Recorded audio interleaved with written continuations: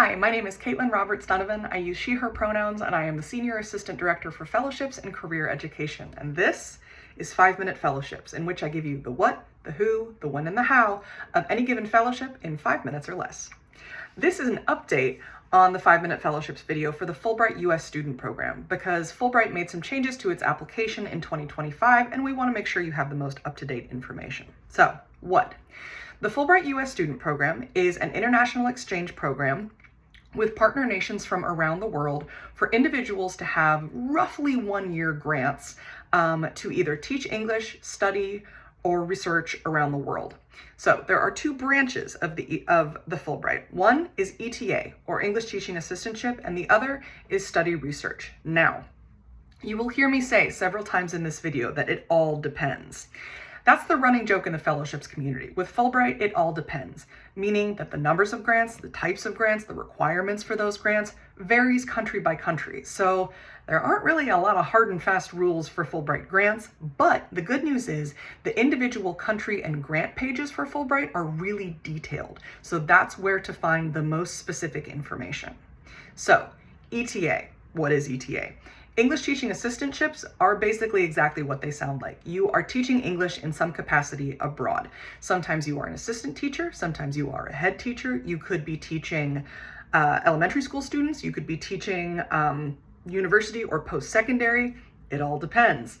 Some countries have very specific assignments, others kind of put you where they need you. So that's ETA, and the type of ETA depends on the country.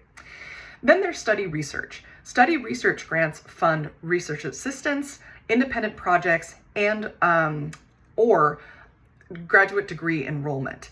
Again, numbers, requirements, that depends on the country.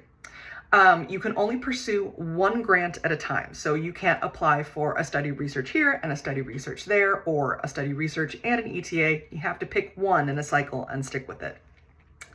So who is eligible for the Fulbright? Graduating seniors and alums who are US citizens are eligible. There are very, very few age restrictions on the Fulbright, and the only thing is once you receive your PhD, then you are no longer eligible for the Fulbright Student Program, but you are eligible for the Fulbright Scholars Program, but that's something separate. So when and how? I combine these two because they're pretty intricately linked in the Fulbright process. You are very welcome to apply as a Wellesley candidate by the Fulbright national deadline in early October. That's totally fine. We have an optional campus application process with a deadline in mid-August. Now, this process is not meant to nominate you or not nominate you. Again, it is completely optional. The sole purpose of the campus application process for Fulbright is to help you put forth the strongest application possible. And both graduating seniors and alums are very welcome to participate in the process. Doesn't matter if you're on campus or not.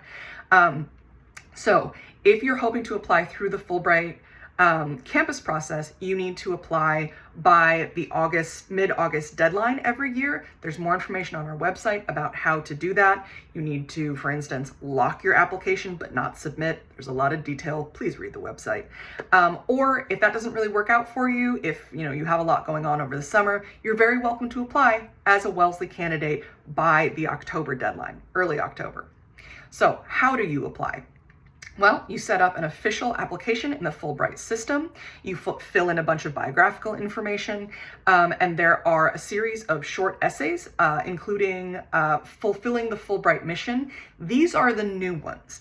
Previously, there was a personal statement and a statement of grant purpose. Now, they've broken out what used to be the personal statement into shorter essays about fulfilling the Fulbright mission, including but not limited to, for instance, an essay about your flexibility and adaptability. There is still a statement of grant purpose, or sort of statement of purpose.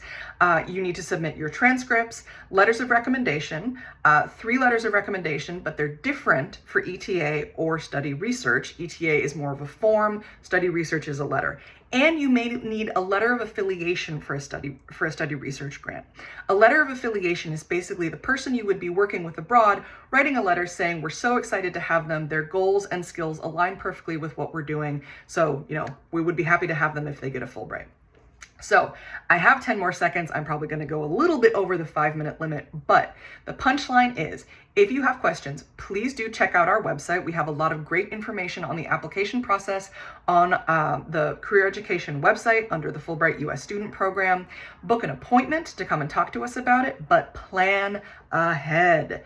We call late July through mid-October our cuckoo for Cocoa Puff season. So it's really hard to get an individual advising appointment at that time. The best time to start planning is in the spring before the fall when you're hoping to apply. So I've gone 30 seconds over, but Fulbright's a pretty big program. So keep us posted. Don't be a stranger. Come by virtual pop-ups, book an appointment, or email fellowships@wellesley.edu if you have any questions.